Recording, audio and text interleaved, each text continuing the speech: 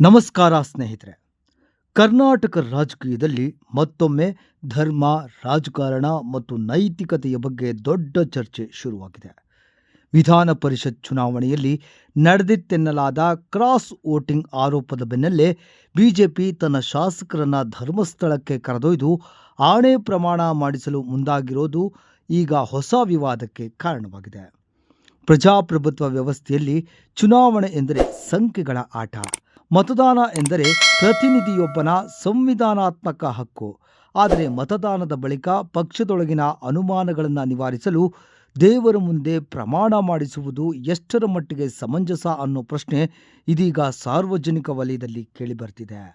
ಧರ್ಮಸ್ಥಳವು ಕೇವಲ ಒಂದು ಧಾರ್ಮಿಕ ಕ್ಷೇತ್ರವಲ್ಲ, ಅದು ನಾಡಿನ ಕೋಟ್ಯಾಂತರ ಜನರ ನಂಬಿಕೆ, ಭಕ್ತಿ ಮತ್ತು ಸಂಸ್ಕೃತಿಯ ಪ್ರತೀಕ.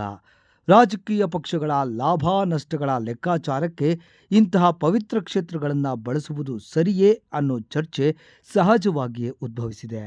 ಒಂದು ವೇಳೆ ಪಕ್ಷದ ನಾಯಕತ್ವಕ್ಕೆ ತನ್ನದೇ ಶಾಸಕರ ಮೇಲೆ ನಂಬಿಕೆ ಇಲ್ಲದಿದ್ದರೆ ಅದನ್ನು ರಾಜಕೀಯವಾಗಿ ಮತ್ತು ಸಂಘಟನಾತ್ಮಕವಾಗಿ ಪರಿಹರಿಸಿಕೊಳ್ಳಬೇಕೇ ಹೊರತು ದೇವರ ಹೆಸರಿನಲ್ಲಿ ಪ್ರಮಾಣ ಮಾಡಿಸುವ ಮೂಲಕ ಪರಿಹಾರ ಹುಡುಕಬೇಕೇ? ಈ ಪ್ರಶ್ನೆ ಎದುರಾಗುತ್ತಿದೆ.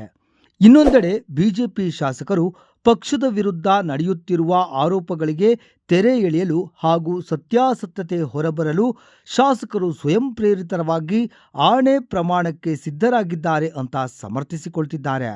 ಜನರ ಮುಂದೆ ತಮ್ಮ ಪ್ರಾಮಾಣಿಕತೆಯನ್ನು ಸಾಬೀತುಪಡಿಸಲು ಇದೊಂದು ಮಾರ್ಗ ಅಂತ ಅವರು ಹೇಳ್ತಾ ಇದ್ದಾರೆ. ಆದರೆ ವಿಮರ್ಶಕರು ಮಾತ್ರ ಬೇರೆ ಅಭಿಪ್ರಾಯವನ್ನು ವ್ಯಕ್ತಪಡಿಸುತ್ತಿದ್ದಾರೆ.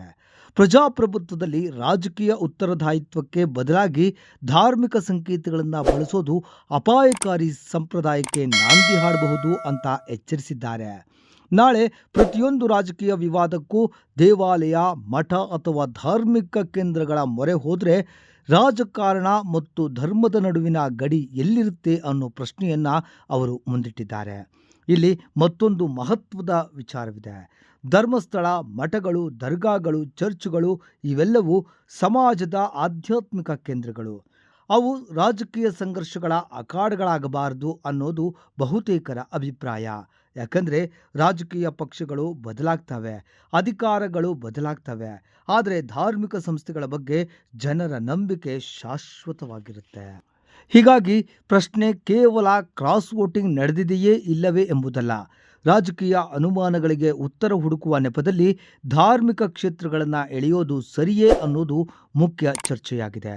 ಒಟ್ಟಾರೆ ಈ ಬೆಳವಣಿಗೆ ಕರ್ನಾಟಕ ರಾಜಕೀಯದಲ್ಲಿ ಹೊಸ ನೈತಿಕ ಪ್ರಶ್ನೆಯನ್ನು ಹುಟ್ಟುಹಾಕಿದೆ. ರಾಜಕೀಯ ಸಮಸ್ಯೆಗಳಿಗೆ ರಾಜಕೀಯ ಪರಿಹಾರವೇ ಬೇಕೇ ಅಥವಾ ಧರ್ಮದ ಮೊರೆ ಹೋಗುವುದೇ ಸರಿಯೇ ಅನ್ನೋದನ್ನು ಜನರೇ ನಿರ್ಧರಿಸಬೇಕಿದೆ. ಈ ವಿಚಾರದ ಬಗ್ಗೆ ನಿಮ್ಮ ಅಭಿಪ್ರಾಯವೇನು? ರಾಜಕೀಯದಲ್ಲಿ ಆಣೆ ಪ್ರಮಾಣದ ರಾಜಕಾರಣ ಸರಿಯೇ ಅಥವಾ ಧರ್ಮಸ್ಥಳದಂತಹ ಪವಿತ್ರ ಕ್ಷೇತ್ರಗಳನ್ನು ರಾಜಕೀಯ ವಿವಾದಗಳಿಂದ ದೂರವಿಡಬೇಕೇ? ನಿಮ್ಮ ಅಭಿಪ್ರಾಯವನ್ನು ಕಾಮೆಂಟ್ನಲ್ಲಿ ತಿಳಿಸಿ. ಧನ್ಯವಾದಗಳು.